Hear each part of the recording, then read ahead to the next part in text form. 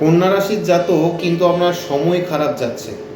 আপনি বুঝতে পারছেন না কোন ভগবানকে আপনি ডাকবেন বা আপনার রাশির অধিপতি কোন গ্রহ। তাহলে আর দেরি নয়, ঠিক জায়গাতেই আপনি এসে গেছেন। আমি কুমারেশ চক্রবর্তী মহামন্ত্রম চ্যানেল আপনাদের জন্য এই রকম ভিডিও নিয়মিত নিয়ে আসে।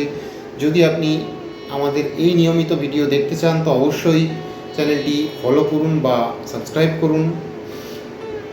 আপনাকে প্রথমেই বলি, আপনার এই রাশির অধিপতি হলেন বা গ্রহরাজ হলেন বুধ। বুধ হলেন আপনার গ্রহের অধিপতি।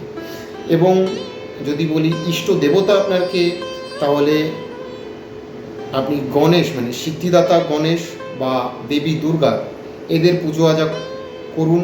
তাতে আপনি অনেক সুলাভ পাবেন বা সুফল পাবেন। জীবনে আগাতে আপনার সমস্যা হবে না।